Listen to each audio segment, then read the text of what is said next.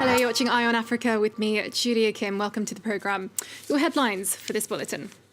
Now, 2 years after his death, Congolese mourners finally get a chance to say goodbye. Tens of thousands paying their respects to former Prime Minister and opposition leader Etienne Tshisekedi. And Ivorian slang gets a second nod of approval from France's lexical authority. We'll bring you an exclusive report from our correspondents in Abidjan. And shimmying his way into hearts and minds, we'll show you how one small-town teacher in Ghana has found an innovative way to keep children in education. But first, they came out in their tens of thousands, some camping outside overnight. Mourners in the Democratic Republic of Congo have filled a Kinshasa stadium to say farewell to Etienne Tshisekedi. The former president and opposition leader died in Brussels in 2017, his funeral finally taking place after his son was declared president earlier this year. Dominique Onon was there for us. It was an emotional day in the Democratic Republic of Congo. The people of Kinshasa were finally able to pay tribute to opposition figurehead Etienne Tshisekedi more than 2 years after he passed away in Brussels. Early Friday morning, a lot of people arrived at the stadium waiting for the coffin to arrive. We all have tears in our eyes. We know we'll never have someone like him again. That's why we came to pray with our brothers. We are the children of Tshisekedi. We were born and bred in the UDPS, which is why we came to pay the last tribute to our father who left us. He used to tell us, the people first. Seeing so many people who went out of their way to come and cry for their national hero was a really beautiful thing. It's not just grief, suffering, and sadness.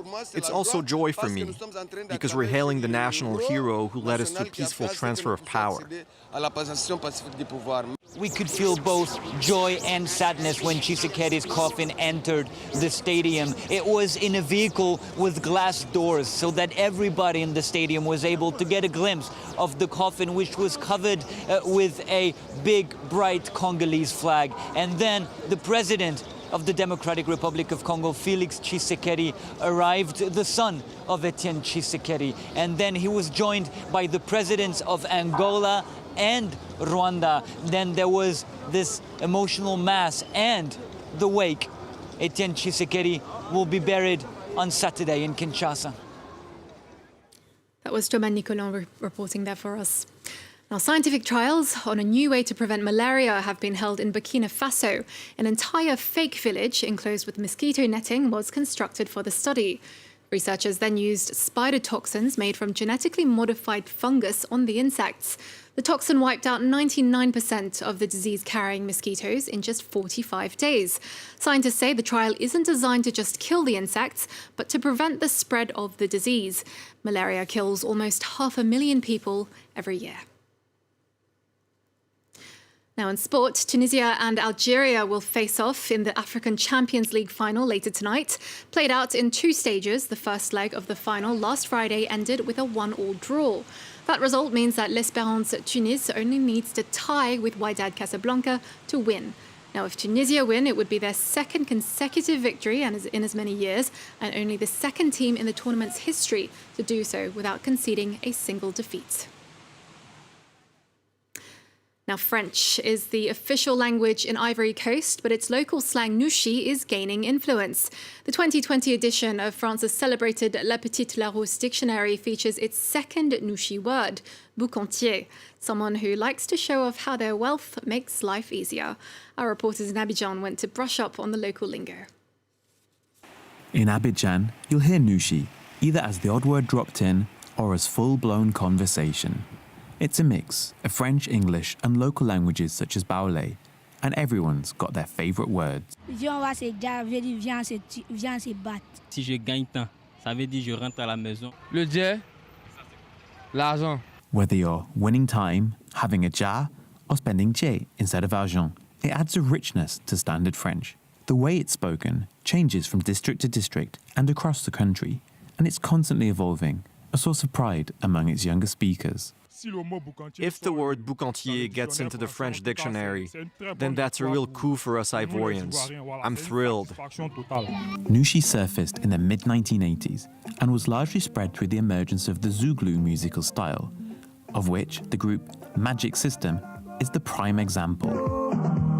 First spoken in the slums, Nouchi can now be heard everywhere via online radio, Biche FM. Côte d'Ivoire, il y a eu un Niaga entre Abé et puis les Dioula à Beauville. Un vrai bang-bang. The presenter is discussing, in Nouchi, the inter-community tensions in certain parts of Ivory Coast, something he sees as a public service. The French spoken by officials and ministers is so formal. You can't be sure that people will actually understand it. So what we try to do is relay that information. Nouchi is being taken ever more seriously. In fact, it's a research subject at the country's largest university.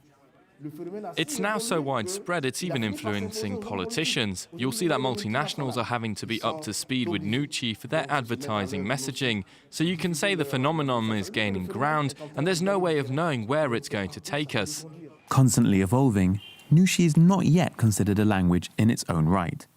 But it's already becoming a clear marker of identity in one of French-speaking Africa's most thoroughly French-speaking countries.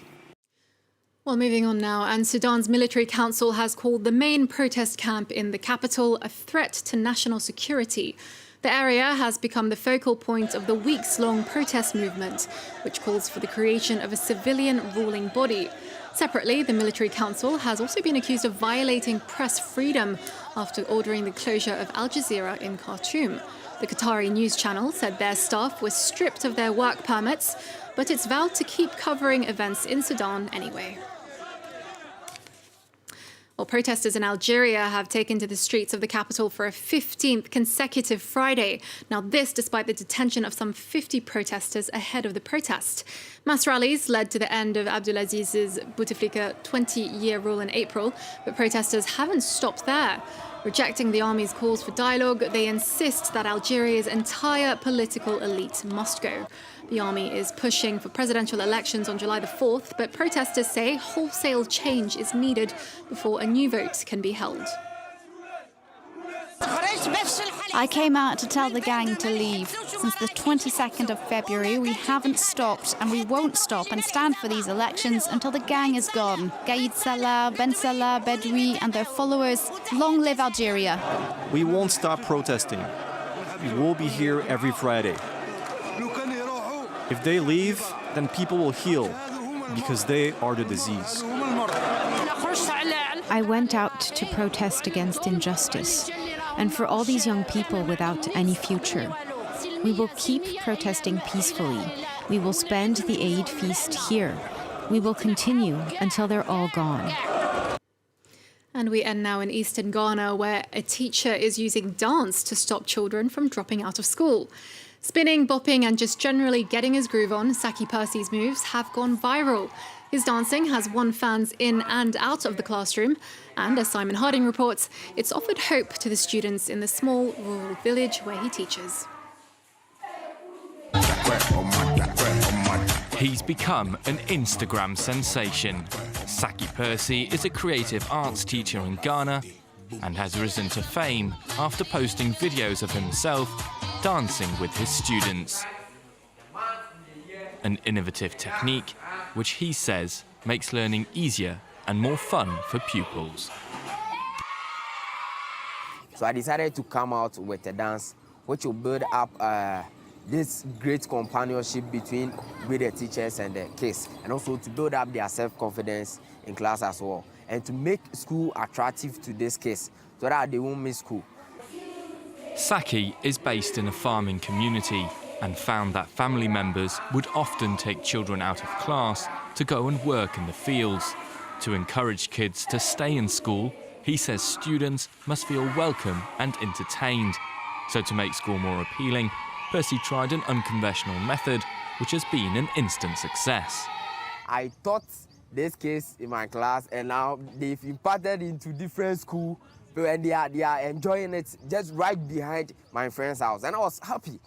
I was happy that this thing is going on, and I'll be posting it on social media so that kids in the house, those who are not closer to me, will be able to learn it.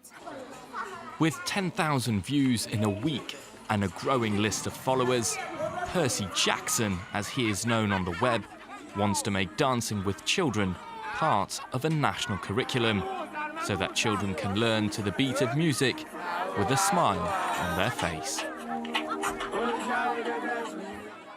That's easily the best thing that I've seen all week. Now stay tuned, Nadia Massey is up next with today's main world news stories in just a few minutes. Don't go away.